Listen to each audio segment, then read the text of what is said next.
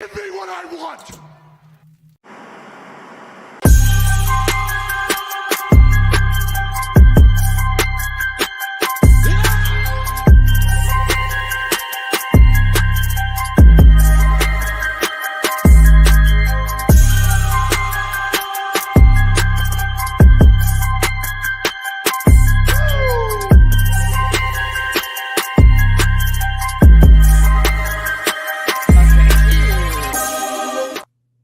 Ladies and gentlemen, thank you once again for tuning in to a very special edition of the Generation Wrestling Podcast. The GOW presents Over Under. Basically, the whole premise of this show is he's got three people, I got three people.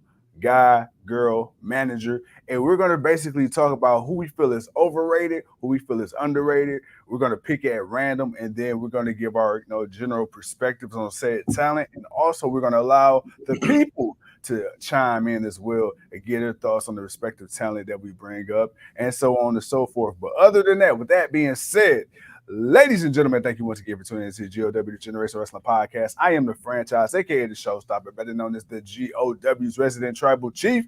And with me, as always, I got my tag team partner, my brother, my family. He is the flyest in the room, Mr. 1, 2, 3. Pin that ass down, K Breezy, aka EC's resident King to go. Bro, what's good? Man, what's good, man, is, dude, your voice sounds so heavenly. Your voice. There you go, man. There you go. There you go. Man, it's like, man, you have the voice of an angel, man. It's like, my God, dude. It's like when you just, it's like when the red light comes on and you just, it's like, bam, it's just like, it's instant. It's just something that you have, man. You have that it factor, man. You have that vocals that just screams to the heavens, man. Dude, man, my God, dude, you definitely. I'm start calling you Radio Raheem from now on, man. Man, not Radio Raheem. Man, I just, yeah, you just do, bro, man. I just wanted to put that out there, though, man, for the people. Well, I appreciate it. I'd rather be Radio Raheem than Radio. Okay. You stupid as shit. Oh, you stupid. Oh, you stupid. Hey, it's crazy. I didn't think you would catch that, so I had to. I caught that as soon as you said it. I caught that one. Okay, you stupid. Oh man. Oh shit. But nah, man. Hey, look, I'm excited, man. I'm excited, and for the people who don't know why we came up, man, with the over under series, man, it kind of explains. We're talking greasy. That's why. Yeah. But okay, who are they talking greasy about? Because they weren't just talking crazy, man. They were giving very specific names. Oh man, so many specific names. Somebody said the Undertaker, which was blasphemous. And then there was HBK, and then there was a HBK's better than Bret Hart. And then there was a Mr. Perfect, and then there was just a couple of names, man, and people was just like either this person, or no, this person, or this person is trash, this person sucks, and it was like, whoa, why are we cussing at each other like this? And it's like, hold on, wait a minute now, this is not the type of shit talking we do on this show. But right. It felt like the people needed to get something off their chest, so Absolutely. We here at the GOW, we want to present that platform for you to be able to get that off your chest and just kind of give us your thoughts, man. And again, we hey, whoever, what you think is what you think. We just gonna wonder about it. We just gonna ask some questions, but we want it to be straight up. One of the things that I would like from us and from people is no fanboying, no overselling, options or opinions about, who it is you like or don't like. We want you to be fair. If you dislike the person, you dislike the person, but I will appreciate some honesty in why you dislike the person, and not just because you just think they're trash. Because a lot of what you can say for one could be the example for another. So, we wanted to, give the people back something and just do something with them. But again, man, y'all were talking real greasy last night, man. I was talking real greasy, man. And we definitely felt like, hey, we need to have a therapy session, GOW style. Absolutely. All right, well, King, man, as the people are filing in on Facebook right now, we still waiting on Twitter and YouTube. But man, the Facebook faithful, they tuning in, man. So question for you, man. How you want to do this, brother? I'm gonna leave the ball in your court, man. Does the King want to have first choice? You know what I'm saying? Do you want me to pull up one of your picks first, or do you want one of my picks first? Because once we start, it's all downhill from there, man. I mean, well, it's downhill, uphill, sideways. It don't matter to me, man. Um, you can just throw up whatever is first, man. Whatever's first, whatever's second, wherever the finger, wherever the button may lay. I mean, you the button guy, man. So whatever button you push, that's what we gonna talk on. All right, all right. So pretty much how this goes is, man, he's got 3 picks. I got 3 picks. Like I said, one guy, one girl, one manager a piece, maybe a guy or a girl. And then if it's my pick, I will start off first, say, well, I think they're over or under. He would give his rebuttal. Same thing. If it's his pick, he would say why he gave the over under. I'll give my rebuttal. With that being said, let's not waste no time. In the words of Kenny Omega, with no further ado, Bang bang. let's see. Oh, good old Jimmy boy. Ah man, the Jim Cornette. Here's my question. Well, okay. I want to say, is Jim Cornette overrated or underrated as a manager? Um, and for me, I don't feel he's overrated. But I think some people do. Now, but I think some people might get that twisted with Jim Cornette of now. But the guy as a manager, man, was one of the great typical managers. He had a lot of stars that he built behind. He was great as far as being that heel manager that always pulled the antics to get his guy over. And then, of course, when he got caught, he got his comeuppance. And you love to hate him. He was just one of those managers you love to say, you love to hate him. You love to see him get what's coming to him. But then when he did what he did, he was that annoying guy with that damn tennis racket coming out looking like he's looking right now. It's just man, he just looked like somebody's principal, man, that ruins everybody's fun. It's just, but I feel like as a manager, um, what was his highest moment for a wrestler? Like, I think that now that's the thing that maybe some people would question. Like, when you look at some managers and when you look at their talent, uh, how far did they take their talent? What's the word I'm looking for? What did they get out of them? What did they get the most out of them? Did they get the most out of the people that they brought up? And he's got some champions on his resume. But for me, I don't think Jim Cornette is overrated. I think he's underrated. He's good where he's at, man. He was one of those managers that, yeah, you could put him up in as one of the best. Okay. Well, much like you, man. I too am actually a fan of Jim Cornette, and I know it's funny because a lot of people, like you said, will get the current Jim Cornette and the old Jim Cornette a little twisted in their bias, whether they're for or against them. And to be fair, I mean, shit, you got some people who feel the same then as they do now. It's just Jim Cornette, and Jim Cornette is what we call in the business and in life an acquired taste. I mean, there's some shit that Jim Cornette says to this day, and I'm like, first of all, as a human with some type of compassion. And we say some shit on the GOW, but Jim Cornette, he has a way, excuse me, of saying some shit. And usually be like, damn, that's good old Jimmy. That shit came from way back in the day. Like he pulled that from the ethers of his youth. Man, some of those words are banned now. You can't. Bro, I'm like, you supposed to say some of them words nowadays. Bro, I'm talking backwoods, way over yonder type shit. Jimmy, yeah, boy, my boy went way left. Their face turning red too. Why? Damn, calm down, Jimmy, breathe. But I would say to me, especially as a wrestling journalist, at least we like to fancy ourselves that, and members of the wrestling media. I think that's kind of why I like Jim Cornette. I mean, okay, let's go back to his managerial duties. Absolutely, Jim Cornette, man, like you said, everything from the attitude to the gimmick to the way he dressed, coming out with the dumbass tennis racket, everything about him just scream like Ponzi, loan shark, nerd ass. You feel me?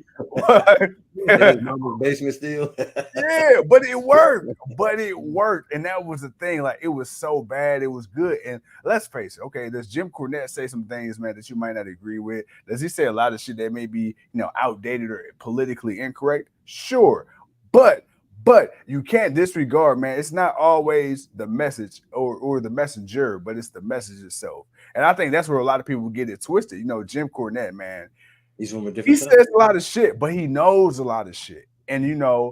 I feel like, again, you got to separate the message from the personality, because a lot of it is also, this is the entertainment business, man.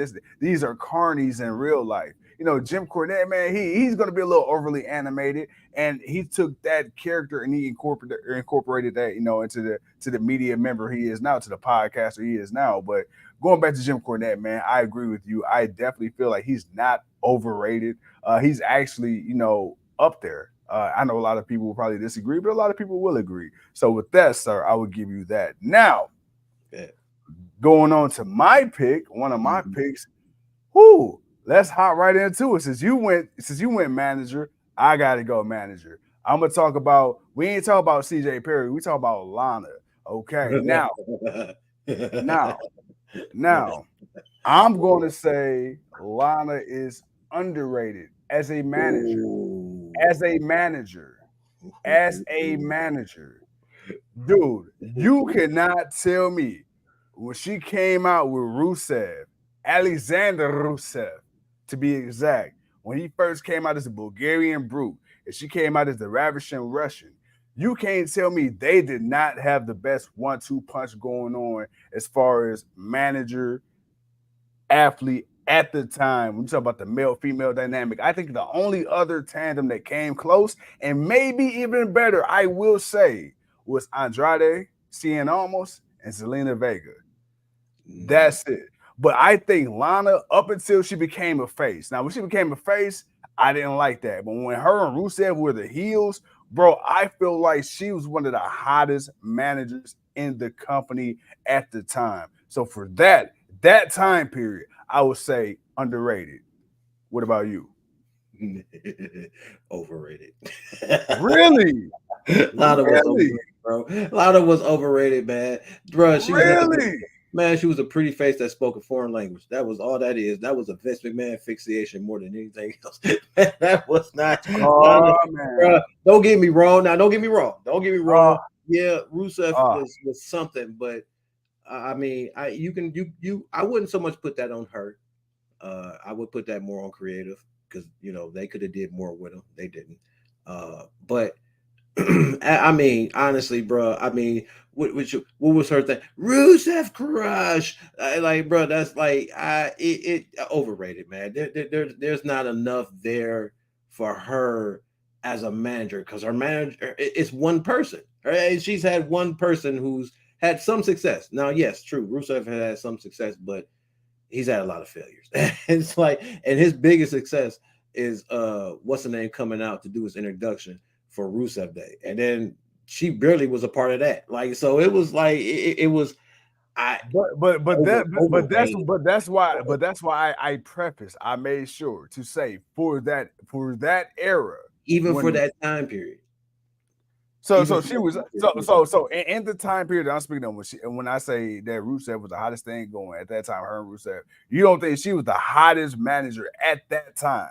Name her at that time. Who was better than her at that time on the main roster outside of Paul Heyman? Paul Heyman don't count. Shit, who was another manager at that time? I think MVP. No, MVP wasn't a manager at that time. Who was a manager at that time? I mean, shit. If that's the case, then I mean, that's not a great list of things to say, because if you're only telling me she was the only one outside of Paul Heyman that was a manager, then if I got to compare that, then yeah, shit, she's still overrated. Like, I can't think of who else was a manager at that time for her.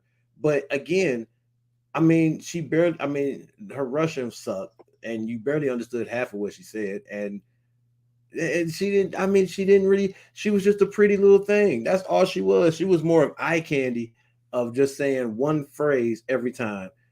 when she was at ringside. And yeah, she did the typical heel stuff to help, Rusev win, matches. But I mean, she was overrated. Lana was overrated.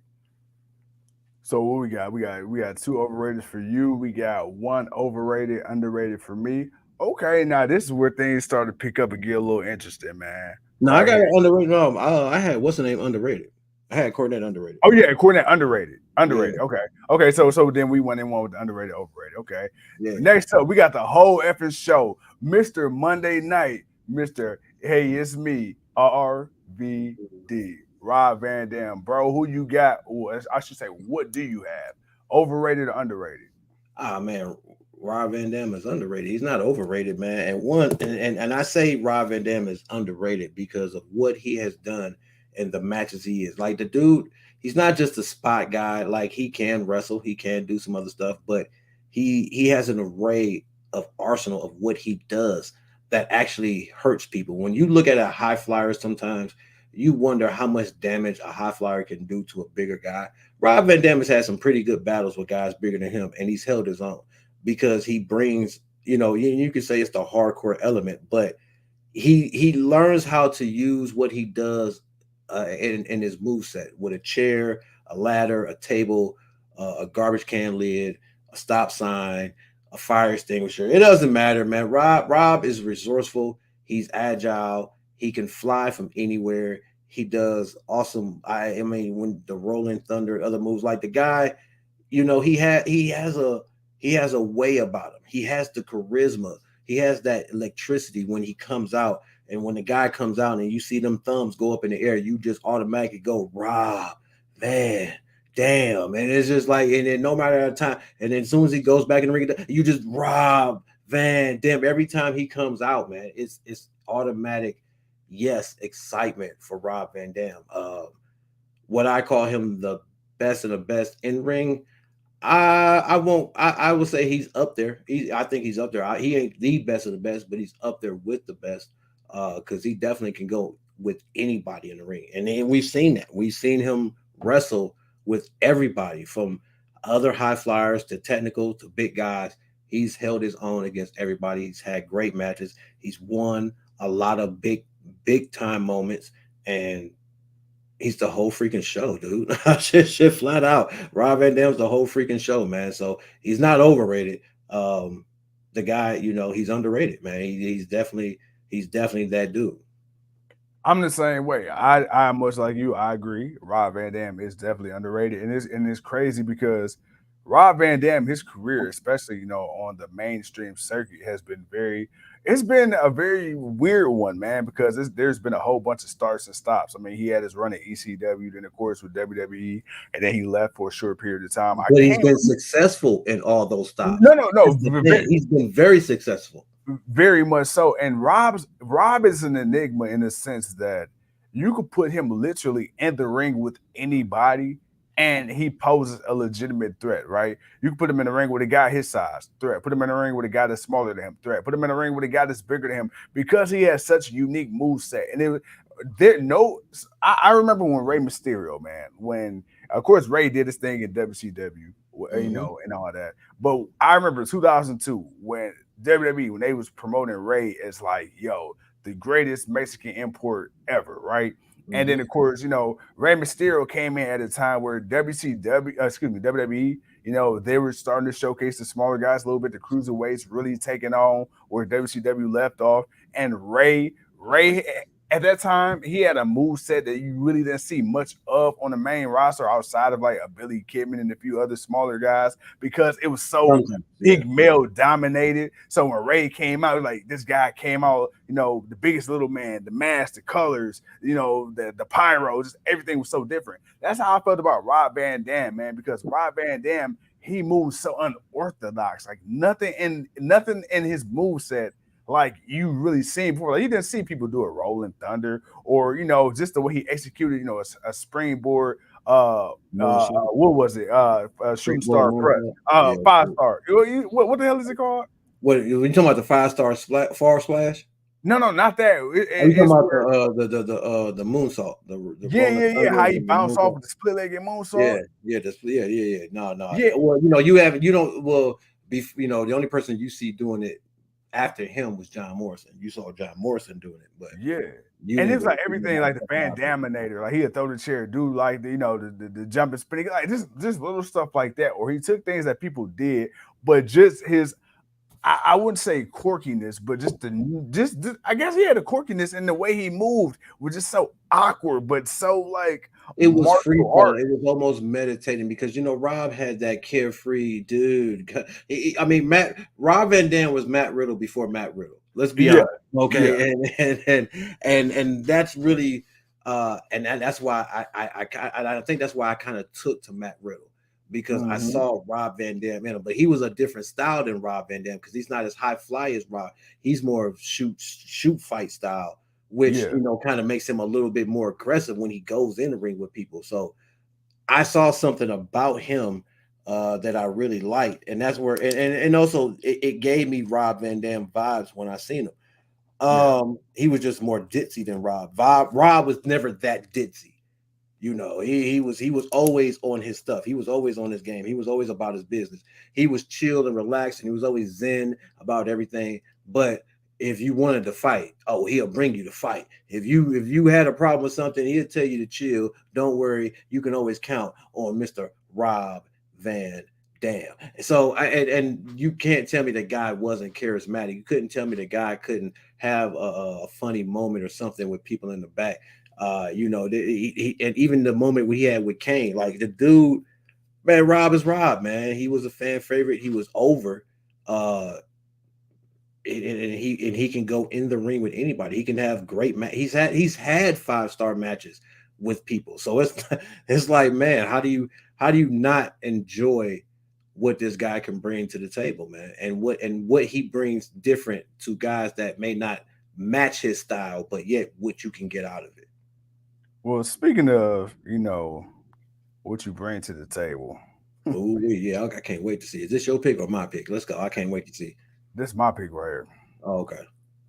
You know, once upon a time in American households, there was a bunch of vitamins on tables. There was a bunch of grannies and grandchildren on their knees saying their prayers.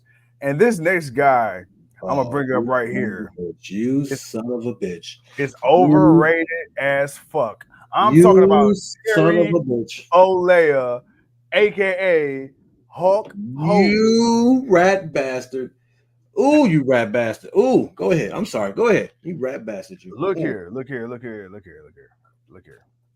There is no denying the effect on pop culture that one Mr. Terry Bollea, aka Hulk Hogan, had on American pop culture. I won't lie, I can't deny that. Hulk Hogan was everywhere on the TV screens, on all the TV shows, on all the movies. Hulk Hogan was that guy. Hulk Hogan was America personified. Yes, yes, yes. He made Christian values and make America great before Donald Trump said make America great. I get that. I understand. If you had a top foreign heel, Hulk Hogan was your guy. You needed somebody to slam Andre the Giant's ass, Hulk Hogan was your guy. But if you also needed somebody to do 4 moves and a half-ass leg drop, Hulk Hogan was your guy.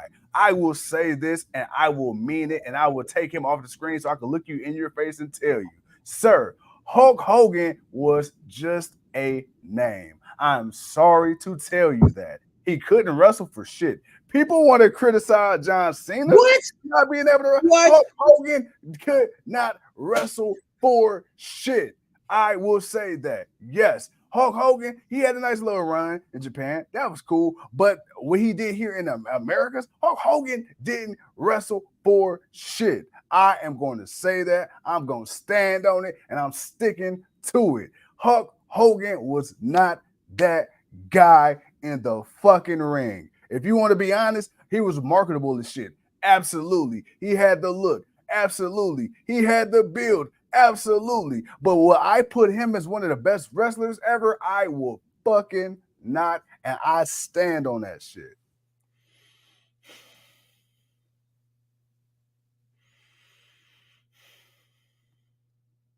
Oh, yeah. I told you. I'm here to shake the table. Mm. I love the impact on the business. I do. But you're not going to sit up there and tell me Hulk Hogan is a great wrestler. You are not going to tell me that. I won't tell you he's one of the greatest wrestlers ever. No, but Hulk Hogan could wrestle. I mean, the dude. I mean, at that time and back then, there was wrestling. Like the guy was the old school Bruno Marcentino. He was that. He comes from that era of wrestling, so he could wrestle, or work the ring, as we like to say with guys that size. That No. Was he a great worker? I will. I will. yeah. Yeah, he was a great worker. Hell yeah, he was a great worker. Hell yeah, he was. You got to give him that. Wrestler. A wrestler's debatable. Wrestler, even if you say he's not, it's still debatable. It is, but as a worker, showmanship, all those other things, Hulk Hogan was that. Everything else, charismatic, promo. He was all of that, man. He was all of that. Was he overrated? Come on. You know he was. Don't even sit there and try to justify it. Just sit there and say he was and you liked him. Just say this shit. It's okay. It is okay. You was a little Hulkamaniac. You was a little too Codigan. I get it, little Terry. I get it. It is okay. You will say your vitamins, eat. You say your prayers, eating your vitamins. I get it. It is okay. Everybody can't slam Andre the Giant. Shout out to you, Mr. Venice Beach. Whoa. I bet you like Mr. America too, didn't you? That's okay. Actually, I hated Mr. America. I thought that shit was a joke. I actually hated Mr. America. I'm not even gonna lie. It was a joke. I didn't really care for it because I understood why he was doing that. Because so it was just more of a rub to Vince for trying to hold down Hulk than it was anything. Here's why it's hard for me to say Hulk Hogan was overrated. Because of the impact, because of and I'm gonna go past all the 80s Hogan shit. Yeah. I'm gonna take it to the 90s. I'm gonna take it to where it had the biggest impact, and that's when he became Hollywood Hulk Hogan. Like the impact of that one move has shifted wrestling to a different stratosphere. Now, does that take away from his in-ring ability as far as a wrestler? Yes. Was he a 5-move of doom kind of guy? He sure the hell was. And I can't wait till I bring up John Cena or you bring up John Cena, because boy am I gonna have some shit to say. Oh man, but and again, like I said, some of the things that you say about one can come back to ride with the other. So again, and those are two guys that are similar, but for Hulk Hogan, for him to be larger than life, and the time that it was huge. And yeah, it did get watered down. So shit, man. Yeah, he was overrated, and I liked him anyway. But it's okay. It is okay. Man, but I was a Hulkamaniac, man. But don't get me wrong, there was something about him that did feel stale. I noticed it. A lot of people noticed it, but it was like, man, he's Hulk Hogan. It's like, it is what it is. But we need to find that new thing. And then when we got that new thing, it was that Hollywood Hulk Hogan, and that did more for him, where it almost makes it he's overrated. Like I feel like Hulk Hogan is at a point where I feel like it's almost a two halves of the career, because even when he was Hollywood Hogan, he still kind of did the the kind of 5 moves of doom, but he was also more of a heel. So he was doing more heel things. Like he wasn't just doing the regular Hulk Hogan stuff. Like he did the regular Hulk Hogan stuff, but he was doing more other dastardly, devious things. Like he had upped his game as far as the wrestling and what he do, and he actually had good wrestling matches with some people. So it's not like I gotta totally put it over. I think the 80s I think the '80s Hulk Hogan was a bit Yeah. overrated. I think the Hollywood Hogan was a bit underrated Mhm. to a degree, to a point. Um, Okay. until WCW went stupid, and then that's when everything just went stupid, and then it was just like whatever. But I feel like Hulk Hogan, uh, you bastard, oh you bastard, he was overrated, but close to underrated. He's more under overrated. Hey, you trying to save it? It's okay. I am trying to save it. I'm trying to save it, damn it. And you're gonna try to save it too. I don't want to hear that shit. I know your I, ass gonna try to save but it. look, I know you are. But it's cool though. It's cool though. But honestly, he was overrated. and again, man, this is strictly coming from just from wrestling media mind, right? So none of Right. this is personal. We shooting the shit right now. But I will say this again. I want to reiterate and double down on this one specific fact. I don't deny his impact on the business.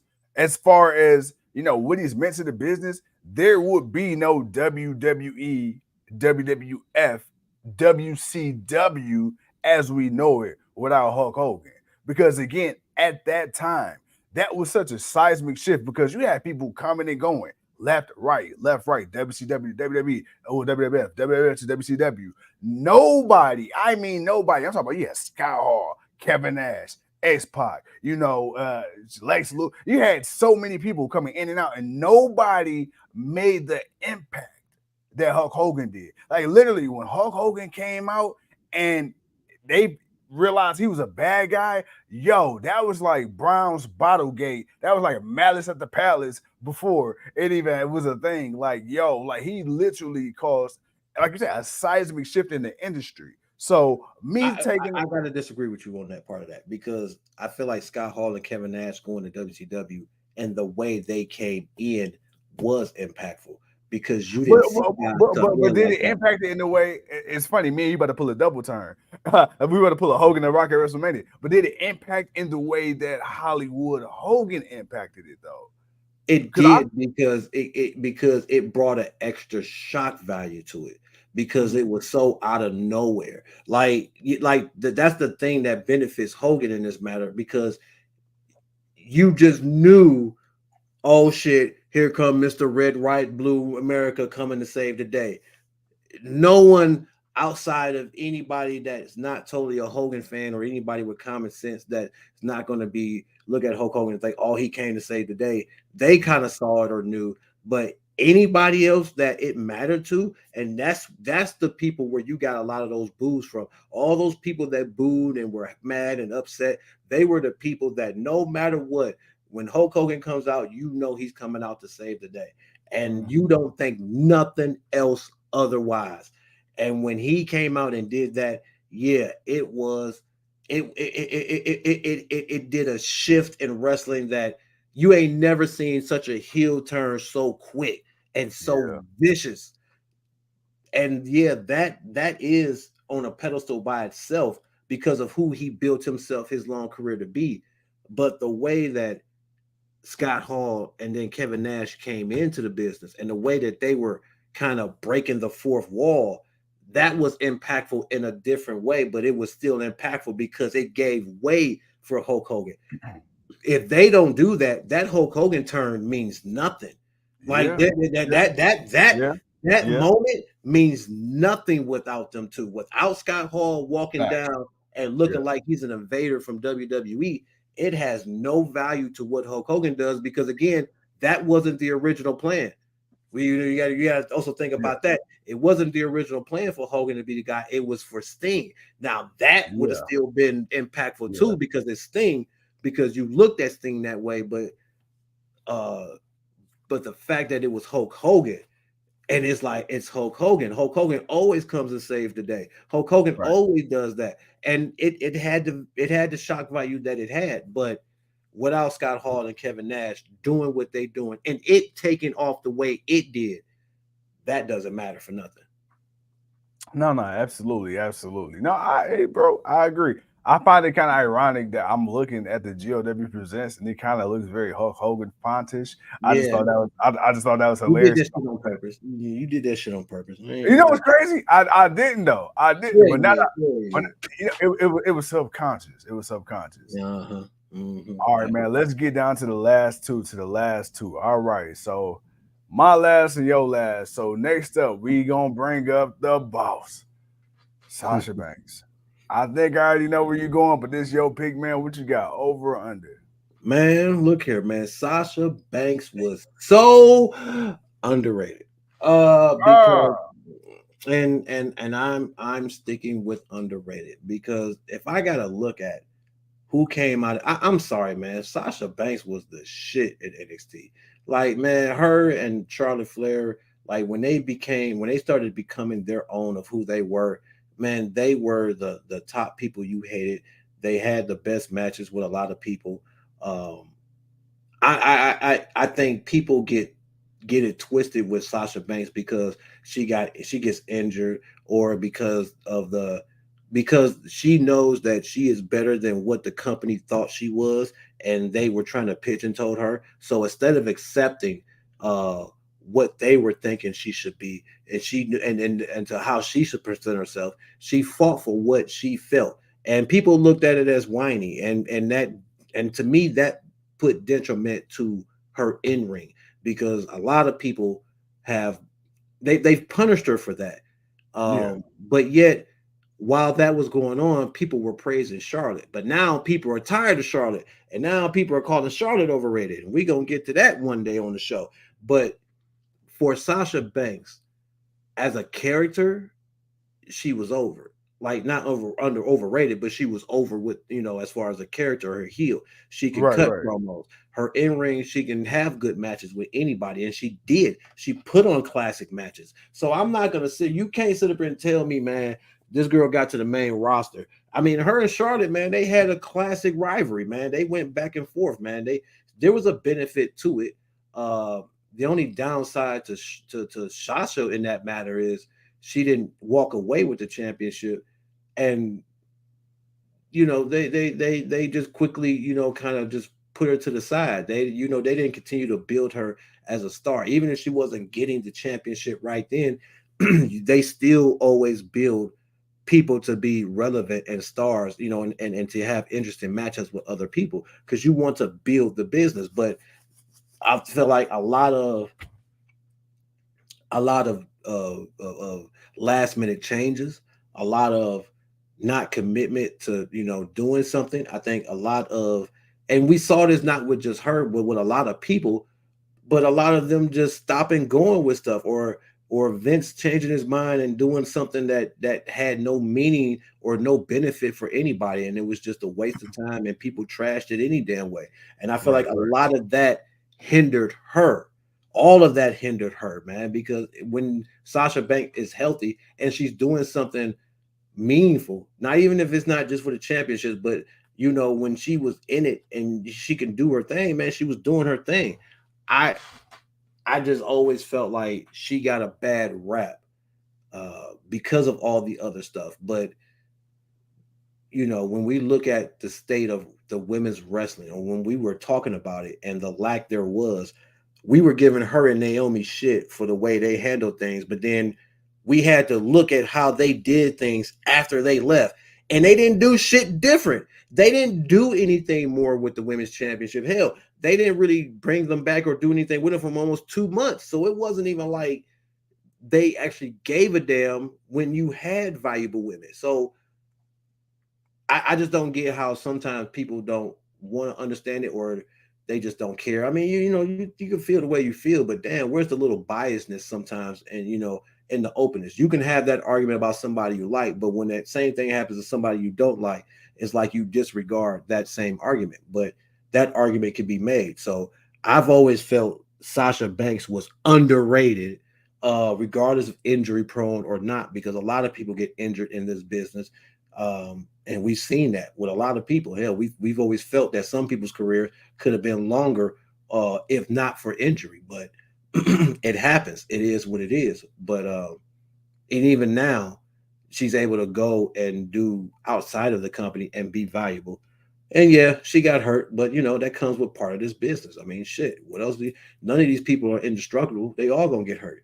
But I always feel like Sasha was truly underrated, and she didn't get her fair justice because people saw her as whiny or injury prone, and that blinded their honesty in what they were seeing.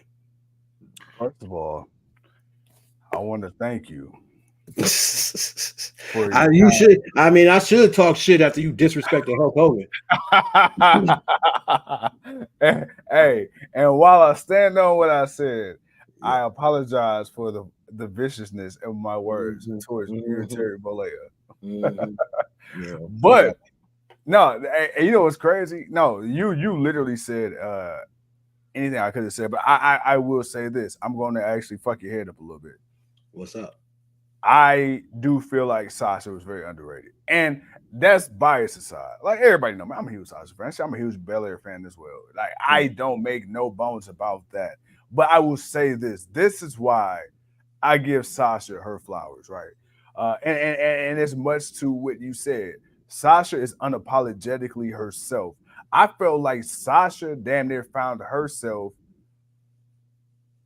Well, no, because her and Charlotte found their characters on the same time. But I feel like for a brief moment in time, I felt like Sasha was ahead of all four of the horsewomen for a She was. very small period of time. I Except for feel like Bailey. Bailey was she was the female John Cena. She was so over. The shit was well, ridiculous. well, Bailey was over with the crowd, yes, and Bailey could always wrestle her ass off. But I feel like once Sasha found her character, once she found that swag of who the boss was, I feel Yeah, like that's when everything just started clicking yeah. on all cylinders. So I feel like for a very brief moment in time, she was the head of the four horsewomen. Then of course Charlotte, man, just came out of nowhere, and I can even agree, Charlotte, man, she took that and ran with it. But She was supposed to. I feel like that Sasha, she really has revolutionized the business a lot. But I feel like Sasha really has done her thing, man. And I feel like like you said, with her and Naomi, I feel like those two, they really stood on their principles. They stood on their morals and stuff.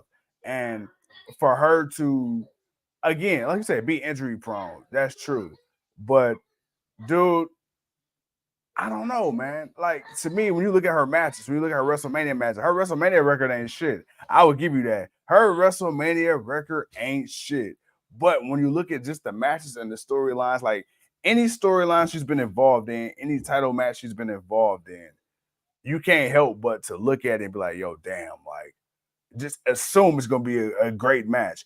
Whether it was or not, a different story. But you looked at her, you knew what she brought to the table. So no, I mean, I agree. Do I feel like she was underrated? Yes. Can I understand some of those concerns? A lot of that being injury prone, sure. Do I feel like people think she was a lot better than what she was? I don't feel that way, but just because I don't feel that way doesn't mean there aren't things I see or saw where I can understand why those that do would feel that way, if that makes sense. No, no, that makes sense. You got to excuse the noise. Family coming in the house, so the dog's acting crazy. But no, that do make sense. But that's why I said what I said, because it's like I'm not. I I can't. If I gotta compare her to some of the other women, she was by far, along with Charlotte and Bailey and Becky and a few others, they were far and few from a lot of the other women as far as how well they can work the ring, everything that they present when they come to that ring, everything that they do, from the moves to the charisma to the way they interact with the fans, what the portraying their character. Like, I look at all of those things, and you gotta make me buy into all of that. And she made me buy into the boss. She made me buy into her being that legit. She made me buy into it because you saw that she could hang with anybody. And again, man, I don't know, sometimes fans nowadays are fidgety, when it comes to the opinions, because we all claim we really all know what's up. But there's no bias. There's got to be a little bit of bias. I mean, again, you can dislike the dislike, but Right. you can't just tell me everything they do is trash. Nothing is like they haven't had some good stuff. Even if you, I mean, there are people I do dislike, but even be like, damn, that was a pretty good match. They actually had a really good match. They actually did their damn in that match. I actually liked it. That I might not still like them, but I actually liked that match, man. That was actually pretty good. I would watch that again. Like those. I don't know, but I guess you can't expect people to be that biased about stuff. You feel the way you feel, and respect it. But sometimes it is a bit just unfair. Absolutely, absolutely, and bro. So we got that, and ironically enough, Mm-hmm. my last pick is also a female, man, but it's gonna be somebody, man, that's relatively new on the scene. And so my Mm-hmm. last pick, I'm gonna give it to AEW's own, man, Chicago's own Sky Blue. And Ooh. I'm going to go out and I'm going to say underrated, and here's why. And Oh, here's why I say she's underrated. damn. I pay attention. I pay attention. Specifically to the things that we claim doesn't get enough attention. We talk about the smaller guys in the business. We talk about the women in AEW specifically and how they've been booked. And so when I look at AEW, I feel like AEW match for match can compete with any company in the world. I feel like match for match, the one company they can't compete with is all the companies. And that is being specifically the two major companies outside of AEW being Impact Wrestling and WWE. Right. So when I look at the void of attention to the women's division of AEW, Mm-hmm. those who I feel are good or have made improvements, they stick out very quickly to me. One of those people that I feel like that's grown a lot in such a short amount of time and still has a lot more growing to do is Sky Blue. I could have chose Willow Nightingale. I could have. I could have chose Britt Baker. I could have. I could have You chosen should probably Hikaru. should have. I could have. But to me, that was the easy choice. That was the obvious choice. I wanted to go left field. And because Britt Baker's already established. Sheeta's already established. Willow Nightingale, she's getting there, but she's gonna be all right. I'm looking at somebody, man, that what's that diamond in the rough. And so she's proven herself, three-time champion over. Tony Storm, we know what she can do. I'm looking at this point homegrown talent. And AEW, when it comes to the women, they haven't done the best job at cultivating that. I'm looking at Sky Blue right now. She's somebody who I can see, much like a Jade Cargill, if she was placed in the right system, in the right circumstance, I think with a little work on her character, I think she could be a huge star in this business. So for that, I'm going to say she's underrated. When I look at Sky Blue, when she first came in AEW, I would be the first to admit I thought she sucked. I thought she was trash, el garbage. But then, very rapidly, man, over the last few months, I've seen drastic improvements in her in ring. And to me, I like what she does in the ring. Now, do I feel like she's got a long way to go? Absolutely. But I feel like when I look at the up and coming talent, especially the female talent, I feel like she has something there to me. Is she the best? Absolutely not. Top five? Fuck no. But do I feel like with the right grooming, the right training, and the right position and the right company to give a fuck, I feel like she could definitely be a huge star in this business, which is why I say for me, out of the newer generation, I feel like she's underrated when it comes to talent.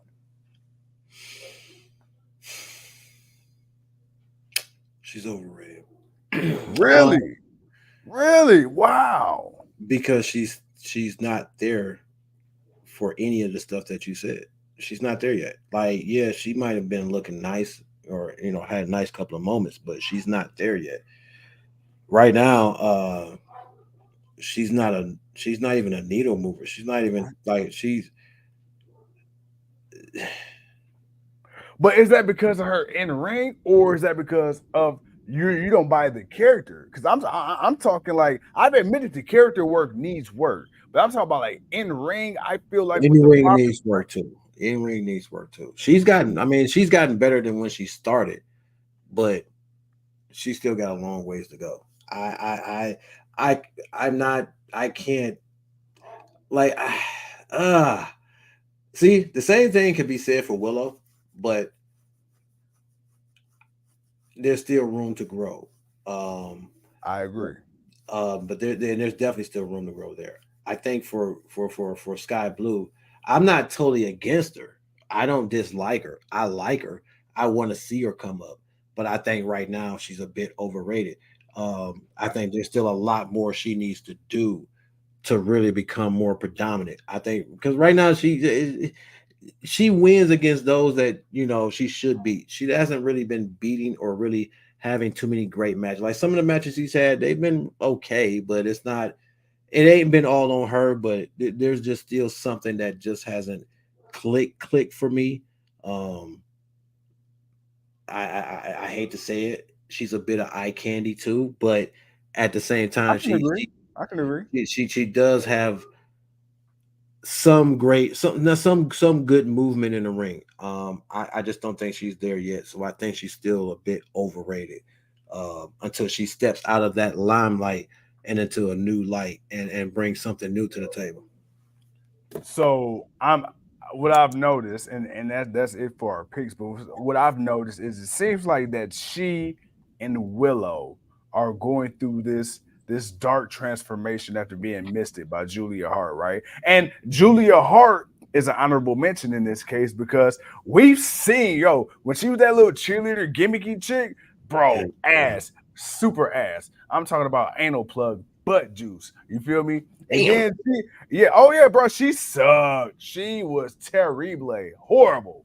Uh, but this House of Black gimmick that revitalized her whole shit because everything from the presentation to the in ring to the entrance. I know you was kind of like a little while back, like damn, bro. She went 20 matches undefeated. What the fuck? Okay, now maybe that part was kind of like maybe, but I think maybe it's a character change that might make you see it a little differently. Because again, we all know, man, some people that work as faces, terrible fucking faces. You make them a heel, whole new story. Some people try to be heels, not for them. Turn them to a face, move set a little different, whole different swag. It connects different. So, do you think it? What I noticed with you, you said that she beats people who she should beat. Hmm. She doesn't book the matches. That's TK. But I do agree with you. I mean, How how much of that is her being overrated because it's her, or she just ain't been placed in a situation to where she could really prove her full potential yet? Julia Hart is overrated, and one because she's not that great in the ring. The character is one thing, but the in ring is not there. Mhm. The character now is something, but it still needs work. The whole 28 matches, it's like no, Now that I will agree is a stretch. That was a yeah, stretch. that lost me because she's never been that type of badass before, so it's hard for me to give her that now. Even with the new character change, I can't give her that Right, because right, she was right, never that person before. You're not right. just all of a sudden you're gonna become that person. So no, I think she's overrated, which is why for Sky Blue, I think she's a bit better than Julia, but still still missing that something that really says, okay, nah, this girl isn't overrated. She's underrated. She's definitely got the thing to really be something good. Cool. Oh, sorry. Yeah, I don't Oh, know why I feel. I don't know why I feel like you saying more, but no, you no, get no, it up. no. Hey, listen to you was like driving on a dead man's curve, and he come to an automatic stop. You stupid. You stupid. Like when we crash test dummies going head first through the windshield, like damn, that test failed. Hell no, like damn, bro. I ain't mean to fuck you up like that, boy. See, I don't see my voice don't make a moist. See, that's the difference between me and you. So, that's all good though, man. It's all good. Oh man, hey man, the baby face assassin has struck again. Yeah, But once again. Hey man, call me Patchy the Patchy Beard. You stupid. You stupid. Not Patchy the Patchy Beard. Ladies and gentlemen, the Yeah, black, IPA has spoken. Patchy Blackie, you Patchy Blackie. That's what you're. Patchy Blackie. You Patchy Blackie. Hey, I'm the new member of 36 Mafia, Patchy Blackie. Patchy Blackie, man. Tear the club up. Oh man, we some real head busters, man. Oh, but nah, No, hey. nothing by a dead man's curve going 30 miles per hour. What up, champ? Hey man, we gonna finish this again another day, man. We still Oh gotta yeah. get back. We still gotta get back, but we needed to get this out the way. We needed to get this thing started. We needed to do one of these just to kind of get the ball rolling on it, man. Y'all spark something. We own it. So we gonna definitely hit on it again, man. But champ, man, enjoy the show. Watch it back. Let us know what you think. In the comments, send us a message. We're gonna come back again. We're gonna have a couple of new names that we're gonna talk about. We definitely gonna talk about some of the names that the people were talking about. But we just wanted, like I said, we wanted to put this first thing out, kind of get a feel for it and do what we do. And we appreciate y'all, man, for hanging out with your boys. Man, absolutely. Hey, we didn't plan on giving y'all 55 minutes, but that's what y'all got. 55. Sure. With that being said, ladies and gentlemen, boys and girls of all ages, thank you once again for tuning in to the GOW Over Under Special. Tomorrow, we'll be coming to you live and direct from the East Side and West Side compounds, respectively, for the Friday Night Block Party. That is WWE SmackDown, AEW Rampage. Sure. And with that being said, thank you once again. I'm the franchise. He's the king. And with that being said, before we get out of here, because my man's already hyped. Yeah. I like it. Oh, yeah, man. Bye-bye, bitch.